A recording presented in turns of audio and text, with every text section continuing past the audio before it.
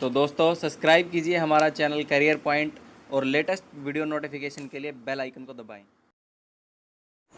Hello student, career point पे आप सभी का स्वागत है। आज हम करेंगे physical property of aldehyde and ketone. Aldehyde ketone की फिजिकल प्रॉपर्टी पढ़ेंगे आज। ठीक है, सबसे पहली प्रॉपर्टी है फिजिकल स्टेट। फिजिकल स्टेट, अगर फिजिकल स्टेट की बात करें हम, तो जैसे अपने पास मिथेनॉल है या फिर इथेनॉल है, ये एक कार्बन का एल्डिहाइड है, ये दो कार्बन का एल्डिहाइड है। या फिर कीटोन की बात करें, ये है। तो जो अपने पास मिथेनॉल है, ये क्या होता है, गैसीय स्टेट में मिलता है हमें। मिथेनॉल कैसे मिलेगा, गैसीय स्टेट में। और इथेनॉल जो होता है ये वोलेटाइल लिक्विड होता है, वोलेटाइल लिक्विड। और ये अपने पास जो कीटोन है, ये भी हमें किसकी स्टेट में मिलेगा, लिक्विड स्टेट में। यानी कहने का मतलब ये है कि हमें ये गैस और लिक्विड, और इससे जो हायर मेंबर होंगे, जैसे जैसे कार्बनिक चेंज इंक्रीज होगी और हायर मेंबर होंगे, वो कैसी स्टेट में हो जाएंगे, सॉलिड स्टेट में। यानी कि एल्डिहाइड और कीटोन तीनों स्टेट में मिलते हैं, सॉलिड, लिक्विड और गैस। डिपेंड, ये जो इनकी जो स्टेट है वो डिपेंड करेगी नंबर ऑफ कार्बन पर।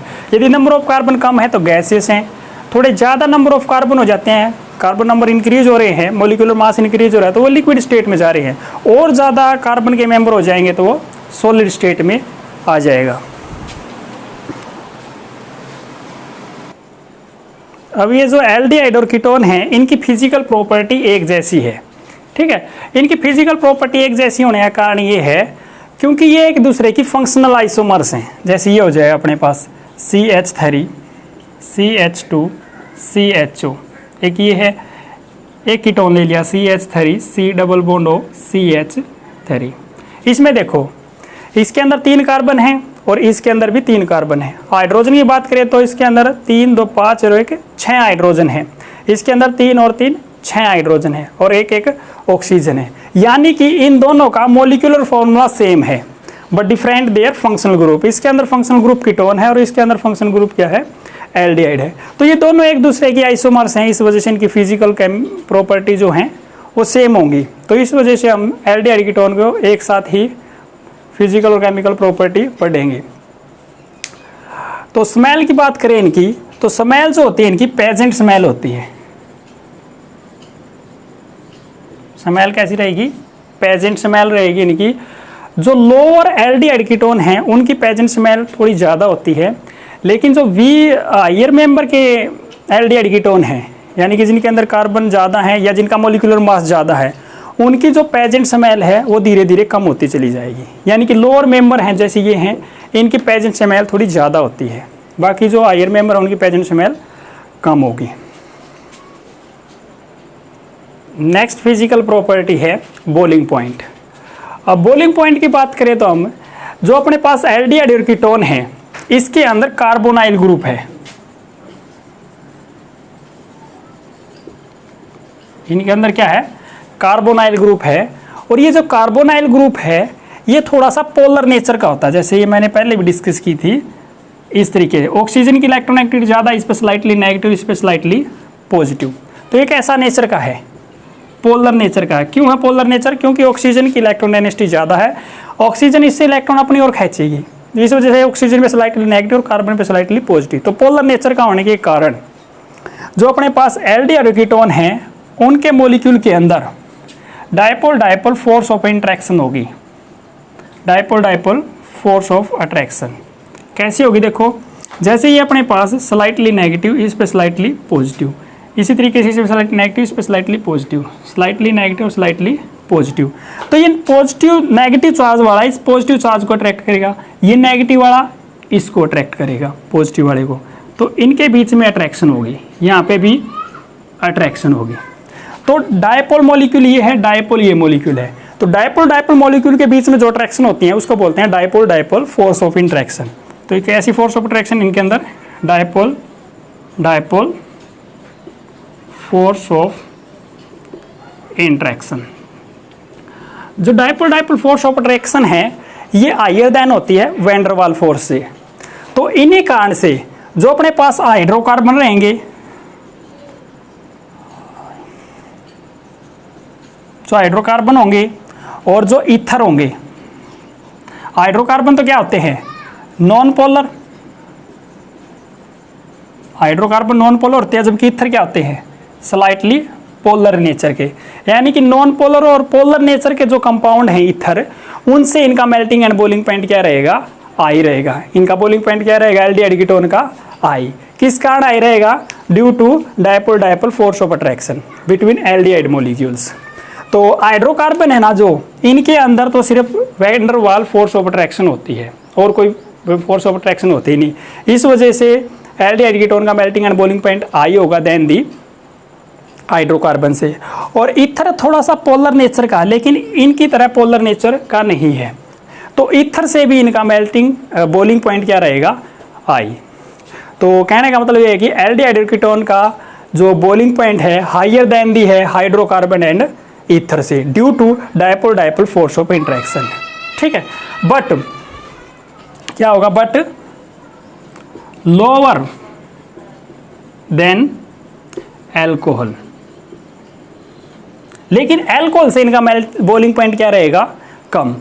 ठीक है, और जो मॉलिक्यूलर जो अपन बॉइलिंग पॉइंट की बात कर रहे हैं, बॉइलिंग पॉइंट कंपेयर कर रहे हैं जैसे एल्डिहाइड का या कीटोन का हाइड्रोकार्बन से कंपेयर कर रहे हैं, तो इनका molecular mass near about same होना चाहिए। ठीक है, कंपेरेबल मॉलिक्यूलर मास की बात कर रहे हैं हम। जैसे एग्जांपल के तौर पे समझो, जैसे हमने ले लिया CH3 CH2 CHO, ये क्या अपने पास प्रोपेनल, प्रोपेनल ले लिया और एक ले लिया हमने CH3 CH2 CH2OH, ये है। इसके अंदर एक अपने पास एल्डिहाइड का मॉलिक्यूल है, तो दूसरा किसका मॉलिक्यूल है अल्कोहल का, इसको क्या बोलेंगे प्रोपेनोल। तो अब ये है कि पर्सन कि बॉइलिंग पॉइंट है एल्डिहाइड का ज़्यादा होगा या अल्कोहल का ज़्यादा होगा, तो आंसर क्या होगा इसमें बॉइलिंग पॉइंट अल्कोहल का ज़्यादा रहेगा। क्यों रहेगा ज़्यादा, देखो मॉलिक्यूलर मास नियर अबाउट इनका क्या रहेगा सेम, मॉलिक्यूलर मास सेम है, बट जो अल्कोहल का मॉलिक्यूल है ये फॉर्म करता है इंटरमॉलिक्यूलर हाइड्रोजन बॉन्डिंग। ठीक है, जो अपने पास अल्कोहल का मॉलिक्यूल है उसमें क्या है OH ग्रुप है हाइड्रोक्सी ग्रुप, जिसके कारण क्या होगा ये इंटरमॉलिक्यूलर हाइड्रोजन बॉन्डिंग बनाएगा। तो अल्कोहल का मॉलिक्यूल का एसोसिएशन होगा, अल्कोहल का मॉलिक्यूल का एसोसिएशन होगा उस, तो ये हमें बॉन्ड तोड़ने के लिए एक्स्ट्रा एनर्जी देनी पड़ेगी। इस वजह से अल्कोहल का बॉइलिंग पॉइंट ज़्यादा होगा देन दी एल्डिहाइड या कीटोन से। ठीक है, तो जो अपने पास हाइड्रोजन बॉन्डिंग होती है वो hydrogen bonding strong force of attraction है, स्ट्रॉन्ग बॉन्डिंग होती है than the dipole dipole force of attraction से। बॉइलिंग पॉइंट है अल्कोहल का ज़्यादा रहेगा due to presence of intermolecular hydrogen bonding. देखो हाइड्रोजन बॉन्डिंग बनती कैसे है, जैसे अपने पास अल्कोहल का मॉलिक्यूल है ROH ये है, और एल्डिहाइड का मॉलिक्यूल क्या आता है RCHO। तो इसमें डिफरेंस देखो क्या है, तो ये देखो RC डबल बॉन्ड OH ये है, और इसमें क्या है ROH। ये देखो ऑक्सीजन का जो बॉन्ड है डबल बॉन्ड विद ऑक्सीजन, और ऑक्सीजन का बॉन्ड कार्बन के साथ है और यहाँ पे हाइड्रोजन के साथ है, जबकि इसमें क्या ऑक्सीजन का बॉन्ड हाइड्रोजन के साथ है। तो हाइड्रोजन बॉन्डिंग की कंडीशन क्या होती है, हाइड्रोजन बॉन्डिंग की कंडीशन ये होती है कि हाइड्रोजन बॉन्ड तब बनेगा जब कोई हाइड्रोजन आई इलेक्ट्रोनेगेटिविटी एलिमेंट के साथ अटैच हो। हाइड्रोजन बॉन्डिंग कब बनती है, जब हाइड्रोजन किसी आई इलेक्ट्रोनेगेटिविटी एलिमेंट के साथ बाउंडेड हो, तभी तो हाइड्रोजन बॉन्डिंग बनेगी। कैसे, जैसे ये ऑक्सीजन है, इसकी इलेक्ट्रोनेगेटिविटी आई, ये इस इलेक्ट्रॉन खींचेगी, तो इस पर स्लाइटली पॉजिटिव, इस पर स्लाइटली नेगेटिव, तो ये पॉजिटिव चार्ज नेगेटिव चार्ज आया, इसी कारण हाइड्रोजन बॉन्डिंग बनती है। जैसे ऑक्सीजन यहाँ पे ले लिया हमने H और यहाँ पे R, और कोई मॉलिक्यूल ले लिया ORH, एक मॉलिक्यूल और ले लिया, 3 मॉलिक्यूल ले लिया अल्कोहल के। तो इसमें देखेंगे हाइड्रोजन स्लाइटली पॉजिटिव, इस पर slightly negative, slightly positive slightly negative, slightly positive slightly negative. तो ऑक्सीजन के ऊपर नेगेटिव चार्ज है क्योंकि ऑक्सीजन की इलेक्ट्रोनेगेटिविटी आई है। तो ये क्या होगी, ये जो H पॉजिटिव है इस ऑक्सीजन के अट्रैक्ट होगा, ठीक है, और इसी को क्या बोलते हैं हम, हाइड्रोजन बॉन्डिंग, और यहाँ पे भी क्या बनेगी, हाइड्रोजन बॉन्डिंग। तो इस हाइड्रोजन बॉन्डिंग के कारण क्या होता है, मॉलिक्यूल का एसोसिएशन हो जाता है, मॉलिक्यूल एसोसिएशन हो जाते हैं। तो इनको ब्रेक करने के लिए एक्स्ट्रा एनर्जी देनी पड़ती है, यानी कि हाइड्रोजन बॉन्ड तोड़ने के लिए एक्स्ट्रा एनर्जी देनी पड़ेगी। इस वजह से अल्कोहल का बॉइलिंग पॉइंट आई होगा देन दी एल्डिहाइड और कीटोन से, ठीक है, दोनों से आई होगा। लेकिन अपने पास जो एल्डिहाइड या कीटोन के मॉलिक्यूल हैं उनमें ऑक्सीजन के साथ कोई हाइड्रोजन का बॉन्ड नहीं है, इस वजह से एल्डिहाइड या कीटोन हाइड्रोजन बॉन्डिंग नहीं बनाएंगे।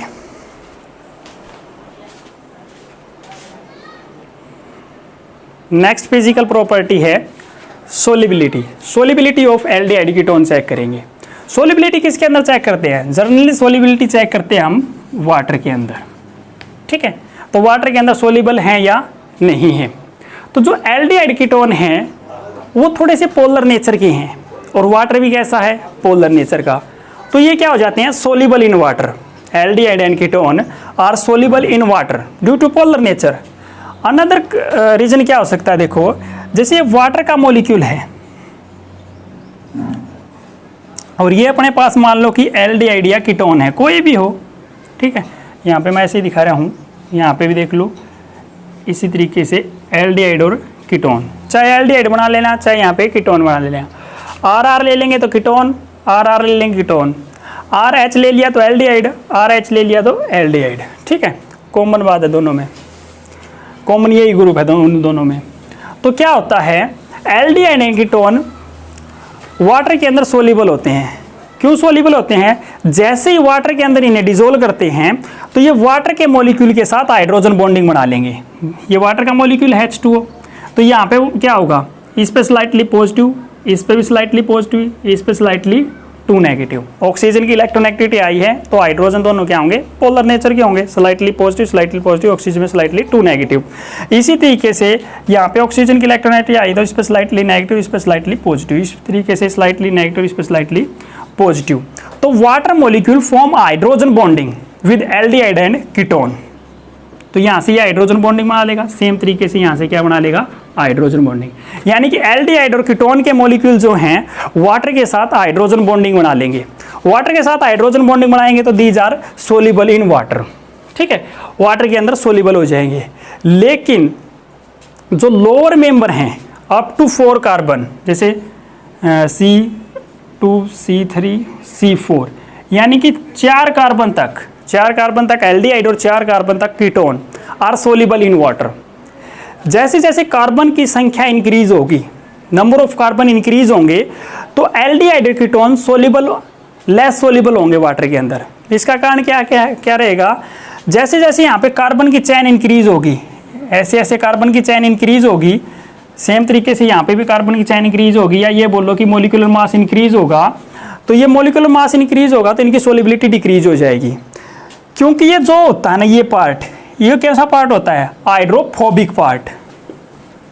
हाइड्रोफोबिक पार्ट, जो हाइड्रोफोबिक पार्ट होता है वो वाटर रिपेलेंट होता है, वाटर इससे दूर भागेगा, तो जिस कारण इनकी सोल्यूबिलिटी क्या हो जाएगी, डिक्रीज। दूसरा कारण क्या है, जैसे जैसे कार्बन की चेन इंक्रीज होगी वहाँ पे स्टीरिक इंड्रेंस होगी, और स्टीरिक इंड्रेंस होने की वजह से हाइड्रोजन बॉन्डिंग बनाने में थोड़ी सी डिफिकल्टी आएंगी। इस वजह से ये लेस सोल्यूबल होंगे वाटर के अंदर। Thank you.